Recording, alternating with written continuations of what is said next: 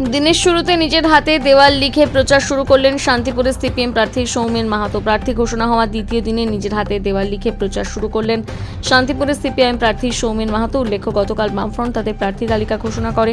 গত উপনির্বাচনে শান্তিপুরের সিপিআইএম প্রার্থী হয়েছিলেন সৌমেন মাহাতো। এবারও তার উপর ভরসা রাখল দল।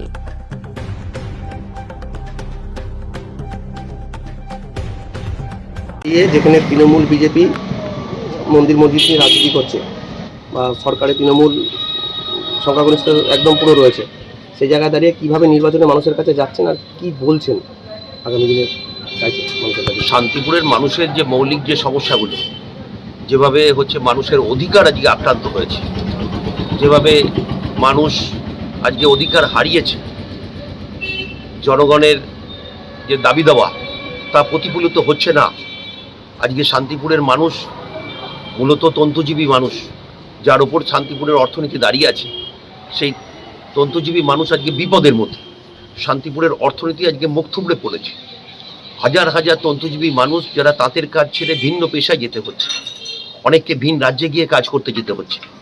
এই অবস্থায় দাঁড়িয়ে শান্তিপুরকে রক্ষা করতে, শান্তিপুরের হচ্ছে আমাদের যে গৌরব ছিল, তাঁত শিল্পের যে গৌরব ছিল, তাকে ফিরিয়ে আনতে আমরা চাই যে তাঁত শিল্পের উন্নয়ন এবং প্রকৃত উন্নয়ন, এবং সেইখানে দাঁড়িয়ে হচ্ছে তন্তুজীবী মানুষ তাকে যাতে বিপদের মধ্যে না পড়তে হয়, তাঁত শিল্পটাকে পুনরুজ্জীবিত করতে আমরা চাইছি এবং সেই লক্ষ্যে হচ্ছে আমরা লড়াই করেছি।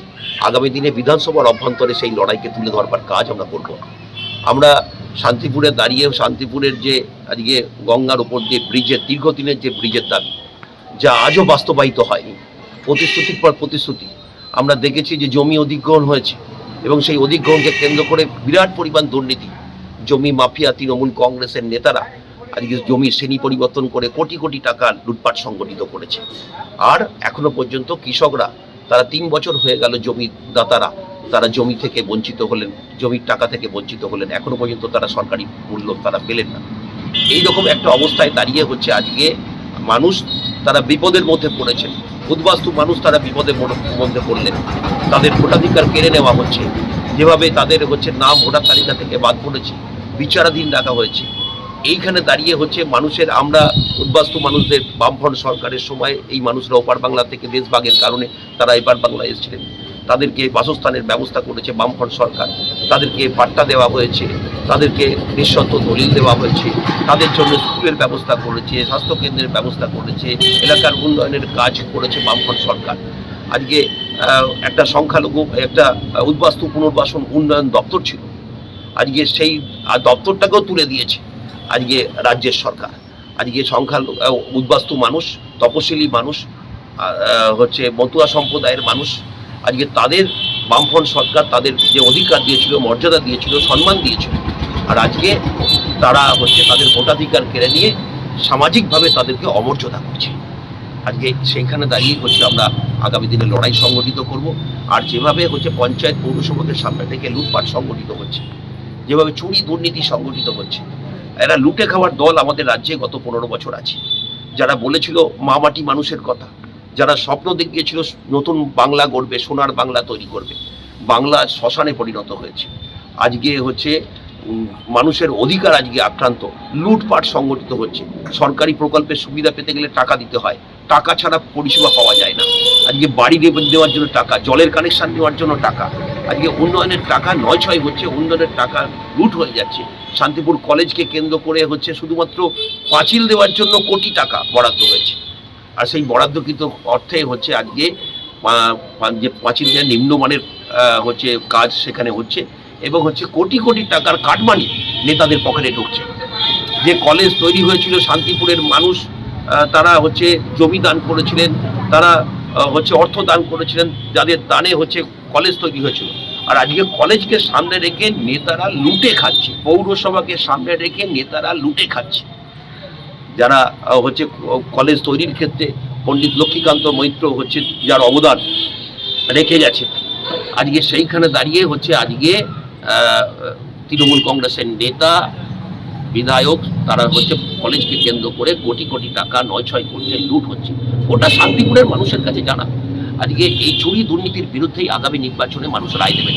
গণতন্ত্র হত্যার যে রাজনীতি এরা সংগঠিত করেছে, এই তৃণমূল কংগ্রেসের হাত ধরে শান্তিপুরে দাঁড়িয়ে যেভাবে মানুষের ভোটদানের অধিকার কেড়ে নেওয়া হয়েছে পঞ্চায়েত পৌরসভা নির্বাচন, তার বিরুদ্ধে দাঁড়িয়ে হচ্ছে মানুষ রায় দেবেন। যে সেটিংয়ের রাজনীতি তৃণমূল বিজেপি তারা সংগঠিত করতে চাইছে গোটা রাজ্য জুড়ে, যেভাবে হচ্ছে আজকে যারা হচ্ছে দুর্নীতি করলো, যারা চুরি করলো, তারা আজকে সাজা পেল না। এই যে ইডি সিবিআই তারা কিছু কিছু সময় হচ্ছে উৎসাহ তাদের দেখা যাচ্ছে, কিছু তৎপরতা দেখা যাচ্ছে, তারপরে হচ্ছে তাদের আর খুঁজে পাওয়া যাচ্ছে না। এই দুইয়ের যে সেটিং, এটা হচ্ছে গোটা রাজ্যের মানুষ, শান্তিপুরের মানুষ তারা ধরে ফেলেছে। ফলে হচ্ছে মানুষ দেখেছে পৌরসভাকে কেন্দ্র করে কীরকম দুর্নীতি হয়েছে। আজকে পৌরসভার হচ্ছে কাউন্সিলররা তারা হচ্ছে ওই গুপ্তিপাড়া ফেরিঘাট প্রায় 4,16,00,000 টাকায় যে ফেরিঘাট হচ্ছে পৌরসভা ইজারা দিয়েছিল, সেই ফেরিঘাটের হচ্ছে ইজারাদারকে তিনি বকলমে হচ্ছে পৌরসভার কাউন্সিলর এবং তার হচ্ছে ভাইপোকে দিয়ে হচ্ছে ঘাট দিয়েছিল এবং সেই ঘাটের টাকা 4,16,00,000 টাকার মধ্যে 2,8,00,000 টাকা তাকে ছাড় দিয়ে দেওয়া হয়েছে। এই পৌরসভায় ছাড় দিয়েছে।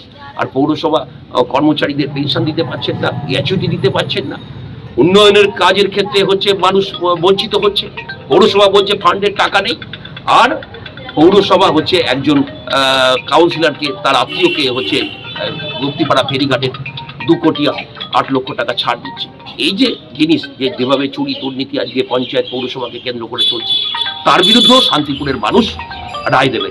এখানে দাঁড়িয়ে হচ্ছে বিজেপির তৃণমূলের দুর্নীতির বিরুদ্ধে বিজেপি একটা কথা বলছে না, পঞ্চায়েত সমিতি চালাচ্ছে বিজেপি আর পৌরসভা চালাচ্ছে এখানে তৃণমূল কংগ্রেস। এই দুয়ের যে বোঝাপড়া আমরা দেখছি, সরকার পক্ষ বিরোধী পক্ষ বোঝাপড়া করে চলছে। এখানে হচ্ছে তৃণমূলের দুর্নীতির বিরুদ্ধে বিজেপির কাউন্সিলররা একটা কথা বলছে না। যখন ছাড় দেওয়া হলো গুপ্তিপাড়া ফেরিঘাটের টাকা, সেই সময় দাঁড়িয়ে কাউন্সিলররা হচ্ছে কোনো রকম প্রতিবাদ করলেন না। মানে এই জিনিস দেখতে পাচ্ছি, মানুষ দেখেছে তৃণমূল বিজেপি এই দুয়ের মধ্যে কোনো ফারাক নেই। আজকে দুটোই হচ্ছে আজকে চুরি দুর্নীতি লুটপাট সংগঠিত করছে। এই দুয়ের বিরুদ্ধেই মানুষ আগামী বিধানসভা নির্বাচনে রায় দেবে। আমরা আশাবাদী যে শান্তিপুরের মানুষ আবার বামপন্থী প্রতিনিধিকে শান্তিপুর থেকে নির্বাচিত করবে। আপনার নাম ডেজিগনেশন? জয় ব্যাপারে আমরা আশাবাদী। নাম ডেজিগনেশন? সৌমেন মাহাতো। আমি শান্তিপুর বিধানসভা নির্বাচন ক্ষেত্রে বামফ্রন্ট মনোনীত সিপিআইএম প্রার্থী।